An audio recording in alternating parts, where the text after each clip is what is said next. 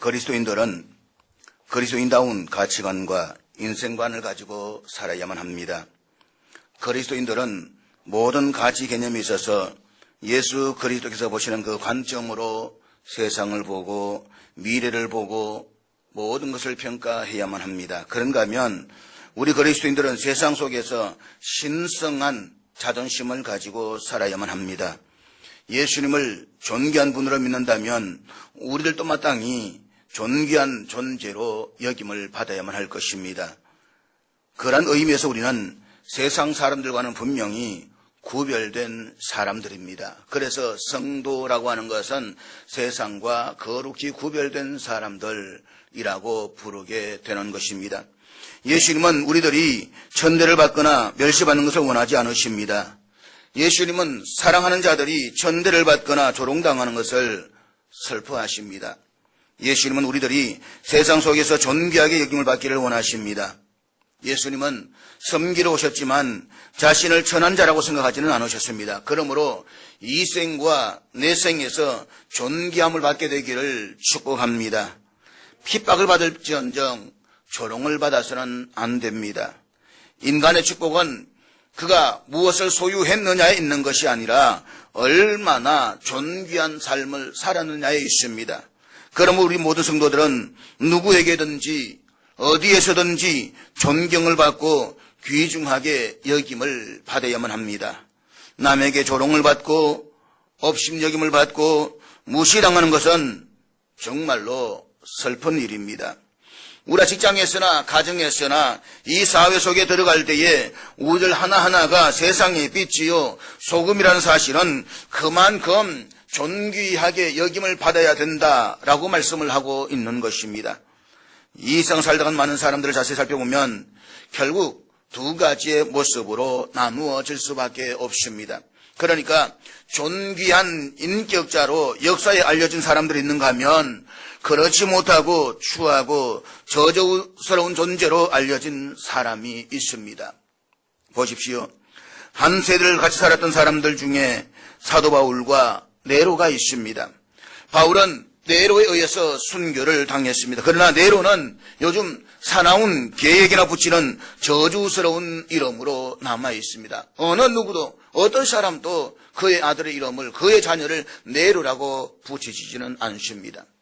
그렇지만 바울은 그리스도의 길을 따른 성스러운 제자들에게 자랑스럽게 불려지는 존귀한 이름으로 남겨져 있습니다. 사도 바울이 다메섹 도상에서 예수를 만난 이후에 그의 주변에 있는 많은 사람들이 선교 여행에 동참을 했습니다. 때로는 그를 배신하고 떠나간 사람도 있었지만 끝까지 죽음을 무릅쓰고 그의 감옥 생활까지 돌보아 주었던 착하고 신실한 동지들도 있었습니다. 그 가운데 우리가 잘 아는 디모데라고 하는 사람은 사도 바울의 동역자요 믿음의 아들이요 그리스도의 제자라고 말할 수가 있습니다. 또 누가는 바울이 로마 감옥에 있을 때 처음부터 끝까지 함께 있으므로 바울의 주치로서의 역할과 바울의 외로웠던 그 시절 속에 함께했던 그런 동역자로 자리를 잡고 있기도 합니다. 그런가 하면 오늘 본문에서는 바울이 로마 감옥에 있을 때에 빌립보 교인들이 정성껏 헌금한 것을 모아서 로마에까지 찾아온 에바브로 디도 집사님도 있습니다. 에바브로 디도에 관해서는 빌립보서에서 딱 2번밖에 그 이름이 거론되진 않지만 바울은 그를 가리켜서 한마디로 착하고 신실한 사람이라고 아주 강하게 소개하고 있습니다. 여기 에바브로 디도라고 하는 이름의 뜻은 매력 있는 혹은 사랑스러움이라는 뜻을 가지고 있습니다. 다시 말하면 매력적인 그리스도인이라는 뜻입니다. 우리가 신앙생활 할 때 여러분 매력이 있어야만 합니다. 꽃의 향기가 있을 때에 벌이 그 매력을 느끼고 날아오듯이 우리 그리스도인들은 그리스도인다운 매력, 무언가 끄는 힘을 가지고 있어야만 합니다. 내가 예수 믿는다라고 했을 때 세상 사람들 속에 무언가 저 사람에 무언가 있다라고 하는 그런 신선함, 거룩함을 끄는 그런 매력적인 힘을 가지고 있어야 되는 것입니다. 오늘 보면 사도 바울이 이 에바브로 디도를 가리켜서 그는 나의 형제요 함께 수고하고 함께 군사된 자요라고 한 것은 그리스도인의 영예로운 명예를 부여해주고 있는 것입니다. 사랑의 교제를 나누고 있는 형제요, 봉사적인 정신으로 함께 헌신하는 자요, 죽음을 각오하고 사명감으로 충성하는 일꾼이라는 의미에서 그를 가리켜서 군사된 자라고 표현하고 있습니다. 에바브로 디도 집사는 바울이 로마 감옥에 갇혔다는 소식을 빌립보에서 들었을 때에 스스로 자청해서 이 지루하고 위험스러운 로마 여행을 감행했습니다. 그의 로마까지의 여행은 목숨을 걸고 가야 하는 아주 위험한 여행이었습니다. 그랬던 그가 로마에 도착한 이후에 몹시 알았습니다. 그 이유는 장거리 여행에서 시달려야만 했고 환경이 다른 지역에 가서 감옥에 있는 사도 바울을 위해서 지극정성으로 시중을 들다가 그만 지쳐서 병들어 누워버렸던 것입니다. 이 때문에 그는 빌립보에 돌아가지도 못하고 지체하게 되었습니다. 고향 사람들이 이 소식을 들었습니다. 아니 에바브로 디도가 누웠다더라, 병졌다더라, 이제 거의 다 죽어간다더라. 이 소식이 빌립보 교인들에게 듣고서 그들도 몹시 염려하기 시작을 합니다. 그러나 에바브로 디도는 자신의 병 때문에 빌립보 교인들이 염려하고 있다는 이 사실에 대해서 오히려 더 걱정을 하며 근심했다라고 하는 것입니다. 이렇게 그는 그리스도인을 위해서 죽게 되었어도 자기 목숨을 돌아보지 않고 남의 유익을 생각하면서 살았습니다. 그는 결코 자신의 일을 먼저 구하는 자가 아니었습니다. 에바브로 디도는 끝까지 그리스도의 마음을 품었고 희생과 섬김의 정신으로 살았던 참으로 위대한 그리스도인이었습니다. 사도 바울은 자기 곁에 있으면서 죽을 병에 걸릴 정도로 헌신적으로 자기를 섬겼던 이 에바브로 디도를 보내면서 빌립보 교인들에게 이런 편지의 글을 써서 함께 보냅니다. 이제 그가 몸이 회복하여 다시 고향교회로 돌아가니 그리스도를 위하여 자기 목숨까지 아끼지 아니하고 나를 돌보아준 이 위대함을 기억하고 그를 존귀하게 여겨주시오.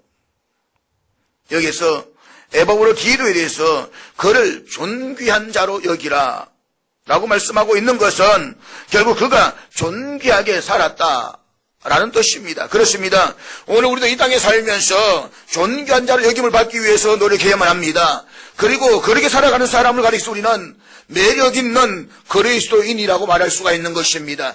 그렇게 살아가는 그 사람을 통해서 뭔가 끌림이 있고 신선함을 느끼게 되고 그를 사랑할 수가 있게 되는 것입니다.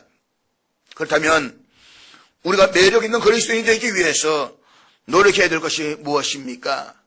첫째로 그리스도의 일을 위하는 자로 살아야만 합니다. 오늘 본문 30절 말씀 한번 같이 보도록 하겠습니다. 우리 30절 말씀 우리 다 같이 읽겠습니다. 시작. 여기서 이 사도 바울은 에바브로 디도를 가리켜서 그가 그리스도의 일을 위하여 죽기에 이르도록 자기의 생명을 아끼지 않았다라고 했습니다. 그는 오직 그리스도를 위해서 자기를 희생하며 헌신적으로 살았던 사람입니다. 오늘 본문 30절에서 자기 목숨을 돌보지 아니하였다라는 이 헬라어 원문의 뜻은 자기 목숨을 그리스도에게 던졌다라는 뜻입니다. 다시 말해서 에바브로 디도는 자기 목숨을 세상의 어떤 명예나 자신의 이익을 위해서가 아니라 온전히 그리스도를 위해서 던졌다는 말입니다. 그러므로 그는 그리스도를 위해서 순교할 수 있는 신앙을 가졌던 사람입니다. 그는 참으로 바울 곁에서 순교하기를 원했던 사람입니다. 아니 어쩌면 그는 이 에바브로 디도는 로마에서 내가 병들어 죽는다라고 할지라도 그게 두려운 게 아닙니다. 오히려 빌립보 교회 고향 사람들 저들이 나를 보내어서 그것 때문에 힘들어서 병드는 것이 없어서 염려하는 저 고향들 사람들의 마음의 두려움, 그 걱정이 더 걱정되었던 사람이라는 것입니다. 오늘 이 역사에서 존귀하게 힘을 받는 사람들은 거의가 다 예수 그리스도를 존귀하게 여긴 사람들이었습니다. 기억하십시오. 자신의 인생을 존귀하게 만드는 길이 있다고 한다면 그것은 하나님을 존귀하게 하는 일입니다. 저는 오늘 우리 언양영신교회 교우 모두가 이 존귀한 자로 여김받게 되기를 축복합니다. 그러기 위해서는 존귀한 일을 하십시오. 거룩한 일을 감당하십시오. 세상적인 일이 아니라 하나님이 기뻐하신 그 일을 하십시오. 그것은 바로 내가 그리스도를 위해서 나를 온전히 던지는 일인 것입니다. 사도 바울은 빌립보서 1장 20절에서 이렇게 고백을 하고 있습니다. 우리 앞부분 빌립보서 1장 20절 한번 같이 찾아서 읽도록 하겠습니다. 1장 20절부터 다 같이 읽겠습니다. 시작. 이것이 사도 바울의 인생관이었습니다. 그는 살아도 그리스도만을 존귀하기 위해서 살았고 죽어도 그리스도만을 존귀하게 되기를 원했던 것입니다. 그의 모든 삶의 가치와 의미가 그리스도를 존귀하게 만드는 데 있었습니다. 그렇기 때문에 그는 이렇게 담대하게 고백할 수가 있었던 것입니다. 내가 감옥에 들어가는 것이 그리스도를 존귀하게 하는 것이라면 10번도 더 들어가기를 원한다. 자신이 고생하는 것이 그리스도를 존귀하게 만드는 일이라면 얼마든지 고생을 감내할 수가 있다는 것입니다. 내가 그리스도를 위해서라고 한다면, 그리스도를 존귀하게 할 수만 있다고 한다면 내가 죽고 또 죽어도 상관없다라고 하는 것입니다. 그래서 그는 그의 모든 삶의 가치의 기준이 그리스도의 존귀함에 있었기 때문에 다른 사람들이 자신을 향해서 어떻게 핍박을 하든지 어떤 비난을 하든지 그것에 전혀 관심이 없었습니다. 그가 비천에 처하든지 풍부에 처하든지에 대해서도 관심이 없었습니다. 아니, 오히려 그는 배고픔과 배부름과 풍부와 궁핍에 처할 줄 아는 일체의 비결을 배웠다고 했습니다. 왜냐하면 오직 그리스도를 존귀하게 여기는 일에만 관심이 있었기 때문입니다. 내가 그리스도를 존귀하게만 할 수 있다면, 내가 그리스도를 존귀하게 드러낼 수만 있다고 한다면 내가 가난하든 부하든 상관하지 않는다는 것입니다. 내가 죽는다든 산들 상관하지 않는다는 것입니다. 오직 내 몸에서 그리스도만이 존귀하게 드러나기를 원했다라고 하는 것입니다. 웨스트민스터 소요리 문답 제1문에 보면 사람의 가장 중요한 목적이 무엇입니까? 라는 물음이 있습니다. 사람의 가장 중요한 목적이 무엇입니까? 이 물음에 대해서 이렇게 대답을 하고 있습니다. 사람의 가장 중요한 목적은 하나님을 영화롭게 하고 또한 영원토록 그를 즐거워하는 것입니다. 그러니까 우리가 이 땅에 살면서 다른 어떤 것보다 더 중요하게 여겨야 할 가치가 있는 것은 하나님을 영화롭게 하는 것입니다. 여기서 하나님을 영화롭게 한다라는 말은 하나님됨을 인정하는 것입니다. 하나님 마땅히 받으셔야 할 것을 하나님께 돌려드리는 것입니다. 이런 가치관을 가지고 삶을 살아가는 사람을 가리켜서 하나님을 존귀하게 하는 삶이라고 말할 수가 있습니다. 그리고 우리가 하나님을 존귀하게 여기며 영화롭게 하는 삶을 살아갈 때에 하나님께서 우리에게 혜택을 주시는 혜택이 있는데 그것이 바로 즐거워하는 삶이라는 것입니다. 한마디로 말하면 우리가 하나님을 존귀하게 하며 영화롭게 하는 삶을 살아갈 때 하나님께서는 우리에게 기쁨과 즐거움의 은혜를 주신다는 것입니다. 그러면 여러분 우리가 즐거운 삶을 살기 위해서는 어떻게 해야 되겠습니까? 하나님을 영화롭게 해야 되는 것입니다. 하나님을 존귀하게 해야 되는 것입니다. 그런 내 삶 속에서는 말할 수 없는 기쁨이, 말할 수 없는 즐거움이 내 영혼 깊은 곳에서 솟아나게 되는 것입니다. 그러므로 우리는 무슨 일을 하든지 그리스도가 존귀하게 되는 것을 최대의 영광으로 알아야만 합니다. 우리가 어디에 있든지 무엇을 하든지 하나님의 하나님됨을 인정하며 그분만을 존귀하게 해드려야만 합니다. 기억하십시오. 내가 하나님을 존귀하게 여기면 하나님께로부터 나를 존귀함을 받게 될 것입니다. 내가 하나님을 영화롭게 하면 나는 그분으로 인해서 기쁨이 넘치는 삶을 살아가게 될 것입니다. 이 세상에서 핍박을 받고 버림을 당해도 끝까지 내가 주님을 존귀하게 할 때에 나는 하나님과 세상 사람들 앞에서 위대한 존재로 세움을 받게 되는 것입니다. 어느 글에서 보았던 내용입니다. 어느 교회 여집사님이 시부모님으로부터 이런 제의를 받았다고 합니다. 예수 믿는 것을 포기하면 수억의 재산을 다 너에게 주겠다. 여러분은 어떻게 하시겠습니까? 오늘 명절 이제 예배 마치고 갔는데 고향으로 가시고 또 어른 만나러 가시고 계시는데 이런 제의를 합니다. 너 예수 믿지 마라. 그러면 내 재산 다 줄게. 여러분 어떻게 하시겠습니까? 오늘 아침 뉴스 잠깐 보니까 어떤 분이 아버지가 아들에게 제사 좀 드려라. 그러면 3억 줄게. 라고 했는데 그래서 3을 받았는데 1년만 제사 지내고 제사 안 드렸다 그러더라고요. 그래서 그 아버지가 다시 제사 내놔라. 해가지고 법정 소송하고 있는 참 부끄러운 세상입니다. 이런 시대에서 오늘 과연 다 줄게 어떻게 말씀하시겠습니까? 시부모님으로부터 이런 제의를 받았던 이여집 사님은 이렇게 조용히 말씀을 드렸다고 합니다. 어머니, 감사합니다. 그러나 저는 결코 그렇게 할 수가 없습니다. 그분은 예수님과 함께 조그만 집에 사는 것을 감사하며 기뻐했습니다. 이제 예수를 믿고 은혜를 받고 보니까 초막이나 궁궐이나 예수를 모신 곳이 바로 천국임을 깨닫게 되었다라는 이야기입니다. 이거를 읽으면서 그분의 삶의 모습이 참으로 위대해 보였습니다. 얼굴을 보지는 못했지만 그분에게 한없는 존경심이 들었습니다. 그분의 삶은 많은 사람들 감동을 주는 매력 있는 그리스도인의 모습이 아닐 수가 없는 것입니다. 예수님께서 예루살렘에 입성하시던 날 짐을 나르고 사람을 태우던 한 나귀는 예수님을 등에 태우고 그 예루살렘 성을 들어가고 있었습니다.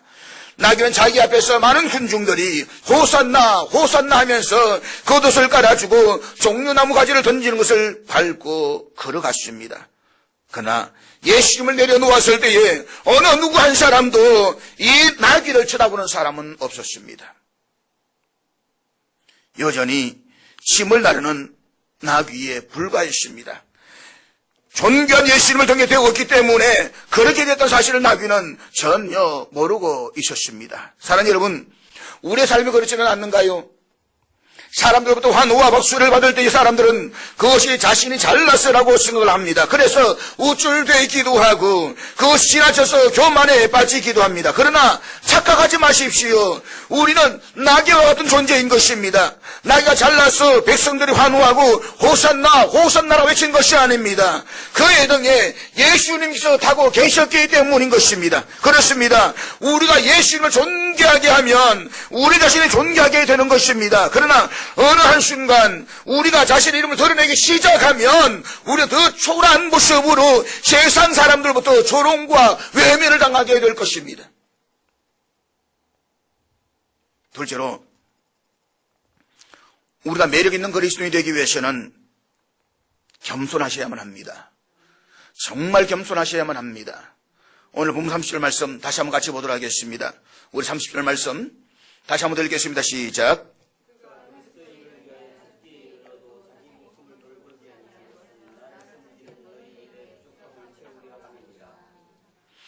여기 섬기는 일에서 부족함을 채우려는 에바브로디로는 겸손한 그리스도인의 모습을 그대로 보여주고 있습니다.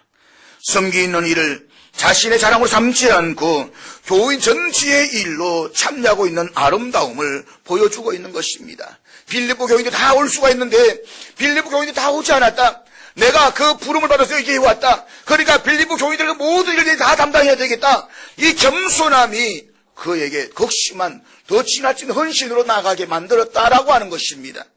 사랑하는 여러분, 대부분의 사람들은 자기 혼자 하는 일은 참 잘합니다. 그러나 협동해서 하는 일은 어려워합니다. 더구나 우리 한국 사람들의 기질은 더 그렇다는 것입니다. 더구나 섬기는 일에 참여하는 것은 더욱 어렵습니다. 그것은 자기를 부정하고 겸손한 마음으로만 할 수 있는 일이기 때문인 것입니다. 다른 사람을 존경하는 태도는 곧 자신을 낮추는 겸손입니다. 우리 겸손한 마음으로 자기보다 남을 낮게 여길 줄 알아야만 합니다. 그리고 각각 다른 사람들의 일을 돌아보아야만 합니다. 그렇게 겸손한 모습으로 일을 감당할 때 우리는 존귀함을 받게 될 것입니다. 잠언 11장 2절에 보면 이런 말씀이 있습니다. 우리 한번 같이 읽도록 하겠습니다. 다 같이 읽겠습니다. 시작. 교만이 오면 욕도 거니와 겸손한 자에게는 지혜가 있느니라. 한마디로 우쭐대면서 행동을 하면 사람들을 그를 업신여기며 결국 수치를 당하게 된다는 것입니다. 그렇지만 겸손한 자에게는 슬기로운 지혜가 있어서 그와 같은 수치를 당하지 않을 것이다 라는 말씀입니다. 계속해서 우리 잠언 18장 12절 말씀 우리 한번 같이 읽도록 하겠습니다. 다 같이 읽습니다. 시작. 사람의 마음은 교만은 멸망의 선봉이요 겸손은 존귀의 앞잡이니라. 길잡이니라. 예. 옛날 성경을 자꾸 외우다 보니까 옛날 성경에는 앞잡이 되어 있거든요. 길잡이니라. 사람이 망하려면 여러분 먼저 그 마음이 교만해진다는 것입니다. 그래서 교만하게 되면 결국 파멸에 이르게 된다는 것입니다. 이게 이 말씀인 것입니다. 그래서 사람의 마음의 교만은 멸망의 선봉이라고 했습니다. 그러나 겸손한 자는 교회에서나 가정에서나 사랑을 받고 그 위치가 높아집니다. 사람은 겸손한 자를 좋아합니다. 겸손한 자와 함께 있고 싶어 합니다. 겸손한 자를 본받고 싶어 하는 것입니다. 그래서 겸손한 자는 어디를 가든지 사랑을 받습니다. 하나님께서도 교만한 자를 물리치시고 겸손한 자를 가까이 하시며 높이신다라고 말씀하고 있는 것입니다. 그렇다면 겸손이 무엇입니까? 겸손이란 어떤 대우나 대가를 기대하지 않는 생활인 것입니다. 우리가 빌립보서 2장 6절 7절 말씀 한번 보도록 하겠습니다. 빌립보서 2장 6절 7절 말씀 보면 이런 말씀이 있습니다. 우리 한번 같이 2장 6절 7절 같이 읽겠습니다. 시작. 그렇습니다. 예수님은 하나님과 똑같은 분이셨습니다. 하나님이셨습니다. 그렇지만 하나님과 똑같은 분으로 오시지 않고 사람의 몸을 입고 종의 형태로 오셨습니다. 이것이 바로 겸손함의 가장 큰 표본인 것입니다. 기억하십시오. 우리 예수님은 하늘 영광의 보좌를 버리시고 이 땅에 오시되 왕가에 오셔서 비단 이 부자를 덮지 않으셨습니다. 하나님 목수의 아들 오셔서 말구 위에 누이셨습니다. 드디어 하나님은 그를 지극히 높여서 모든 이름 위에 뛰어난 이름을 썼습니다. 그리고 모든 입으로 예수 그리스도를 주라 시인하여 하나님 아버지께 영광을 돌리게 했습니다. 하나님께 영광 돌리는 길이 무엇입니까? 예수 그리스도 구주로 고백하는 자가 바로 하나님께 영광 돌린다 이 말씀인 것입니다. 그럼 사랑하는 여러분, 우리는 더 겸손해져야 하겠습니다. 더 겸손해져야 되겠습니다. 우리 자신을 낮추는 만큼 다른 사람들로부터 존경을 받고 칭찬을 듣게 될 것입니다. 남을 비판하고 헐뜯으며 정죄하는 사람은 자신이 좋은 평판을 얻으려고 기대하지 말아야만 합니다. 그렇기 때문에 신앙생활을 하면서 정말 중요한 것은 겸손한 자세로 언제나 그리스도를 존귀하게 여기는 것입니다. 이것이 오늘 우리의 중심에 깊이 새겨질 수 있기를 축복합니다. 셋째로, 우리가 매력있는 그리스도인이 되기 위해서는 섬기는 자가 되셔야만 합니다. 오늘 본문 30절 하반절에 보면 이렇게 말씀합니다. 나를 섬기는 너희의 일에 부족함을 채우려 함이니. 에바브로 디도 집사는 섬기는 종으로 살았습니다. 그런 다른 사람에 관심이 많았습니다. 빌립보 교회를 개척하고 자기들의 복음을 전하는 사도 바울을 위해서 생명의 위협을 무릅쓰고 강을 건너고 산을 건너서 로마로 찾아왔습니다. 그리고 그를 섬기기에 지나쳐서 몸에 병이 들어서 눕게 된 것입니다. 그럼에도 불구하고 그는 병석에 누워있으면서도 자기가 병든 것을 빌립보 고향의 사람들, 그 교인들이 들은 줄을 알고 심히 근심했다라고 말씀하고 있습니다. 에바브로 디도는 언제나 자기보다 남을 좋게 하려고 했던 사람이었습니다. 사도 바울은 이런 에바브로 디도를 기억하면서 빌립보 교인들에게 이와 같은 자들을 존귀히 여기라고 했습니다. 그러니까 에바브로 디도 한 사람뿐만 아니라 이렇게 겸손히 섬기는 사람, 이렇게 살아가는 사람들을 모두 다 존귀하게 여기라 이 말씀인 것입니다.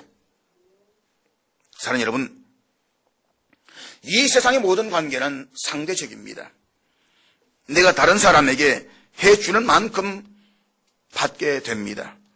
주지 않고 받으려고 한다면 그것은 잘못입니다. 예수님께 친히 말씀하셨습니다. 무엇이든지 남에게 대접을 받고자 하는 대로 너희도 남을 대접하라. 이것이 율법이요 선지자이니라. 그러니까 요한복음 12장 26절에서 이렇게 말씀을 하고 있습니다. 우리 요한복음 12장 26절 다 같이 읽겠습니다. 시작. 이 세상에서 존경과 사랑을 받는 사람들은 남을 섬기는 사람들입니다. 감동을 주는 것도 남을 섬기는 사람들입니다. 그런데 오늘 교회의 문제는 구경꾼은 많지만 섬기는 자가 적다는 것입니다. 대접을 받고자 하는 사람은 많은데 이름도 없이 빛도 없이 섬기는 자가 적다는 것입니다. 그러나 에바브로 디도는 달랐습니다. 그러나 예수님처럼 자신을 돌보지 않고 희생과 섬김으로 오직 다른 사람들을 염려하고 위했던 사람입니다. 그때 그는 어느 누구에게나 존귀한 사람이 되었습니다. 사도 바울은 빌립보 교회에 에바브로 디도를 귀하게 여기라고 부탁합니다. 이것은 섬기는 종으로 자신을 희생했기 때문인 것입니다. 예수 그리스도의 일생은 섬기는 자의 일생이었습니다. 그래서 예수님께서는 마태복음 20장 28절에서 자신이 세상에 오신 목적에 대해서 분명히 말씀을 하고 있습니다. 우리 같이 읽겠습니다. 시작. 인자가 온 것은 섬김을 받으려 함이 아니요 섬기려 하고 자기 목숨을 많은 사람의 대속물로 주려 함이니라. 그렇습니다. 남을 섬기려면 종의 자리에 내려가야만 합니다. 여러분, 우리가 윙크에 철학이 있습니다. 사랑하는 사람에게 윙크하잖아요. 아무에게나 윙크하지는 않습니다. 지난 어떤 청년이 윙크했다가 어떤 아가씨들한테 몰매를 맞을 뻔했다는 것입니다. 왜 윙크하느냐고, 뭐 때문이냐고. 여러분, 아무에게나 윙크하지 못하는 것입니다. 사랑하는 사람에게, 마음을 주는 사람에게 윙크합니다. 그런데 여러분, 윙크의 철학이 무엇입니까? 한번 옆 사람 모시고 한번 윙크 한번 해볼까요? 한번 옆 사람 모시면서 윙크해 보시길 바랍니다. 째려보지 말고요. 부드럽게. 윙크의 철학은 나는 한눈이 없는 병신으로 당신을 바라봅니다. 이 말입니다. 나는 한눈이 모자라는 사람입니다. 당신보다 못하다 이 말인 것입니다. understand, 이해하다는 말이 무슨 뜻입니까? under라는 아래라는 말과 stand, 서다는 말입니다. 내가 당신보다 못한 자리에 서 있습니다. 나는 당신보다 낮은 자리에서 당신을 바라봅니다. 이게 이해한다는 말입니다. 섬기는 자가 바로 이 말인 것입니다. 그렇기 때문에 우리는 누구보다 더 낮은 자리에 내려가야 되는 것입니다. 자신이 죽지 않고서는 도저히 불가능한 일, 그것이 바로 섬기는 일인 것입니다. 내가 죽을 때에 섬기는 것은 자연스러울 수 있는 것입니다. 내가 종이 되면 섬기는 오히 기쁨을 섬길 수가 있는 것입니다. 그렇게 내려갈 때 우리는 모든 사람이 하나님께서 나를 높여주신다는 것입니다. 마지막으로 우리가 매력 있는 그리스도인이 되기 위해서는 돕는 자가 되셔야만 합니다. 사도 바울은 본문 30절 마지막 부분에서 에바브로 디도를 가리켜서 돕는 자라고 했습니다. 여기서 돕는 자라고 하는 것은 자기 몸을 제물로 바치는 자를 말하는 것입니다. 사도 바울은 돕는 자로서 에바브로 디도를 존귀하게 여기고 있었던 것입니다. 다시 말하면 에바브로 디도는 내가 여기에 와서 사도 바울을 섬김으로 죽어도 된다는 것입니다. 내가 죽을 수 있다는 것도 기쁘다는 것입니다. 그 마음으로 그는 몸이 멍들어지도록 죽을 병에 걸리도록 바울을 도왔다는 것입니다. 그래서 사도 바울은 이런 에바브로 디도를 가리켜서 이렇게 부르고 있습니다. 먼저 그는 나의 형제라고 불렀습니다. 사도 바울은 나의 형제라고 부르면서 에바브로 디도를 향한 존경과 사랑과 깊은 관계의 의미를 표현하고 있는 것입니다. 사도 바울은 연령으로 보나 신앙의 연조로 보나 모든 것이 에바브로보다 한참 위에 있는 사람이었습니다. 그리고 바울에 있어 에바브로 디도는 신앙적으로 보았을 때의 제자나 아들과 같은 관계였습니다. 그럼에도 불구하고 나의 형제라고 한 것은 자신을 낮추고 그를 높이는 것입니다. 두 번째로 함께 수고하는 자라고 했습니다. 이것은 다른 말로 말하면 동역자라는 뜻입니다. 하나님의 나라를 위해서 함께 수고하는 것입니다. 역할에 있어서는 다르지만 질적으로는 같은 것을 의미하는 것입니다. 사도 바울은 에바브로 디도를 함께 복음을 위해 수고하는 자요, 하늘나라에서 함께 상급을 받을 자요, 주님의 칭찬도 함께 받을 자로 인정했다는 것입니다. 셋째로 그는 함께 군사된 자라고 했습니다. 군사된 자는 모든 위험을 무릅쓰고 생명을 바쳐 일합니다. 함께 핍박을 받고 함께 고난을 당하며 생명을 바쳐 일하는 사람입니다.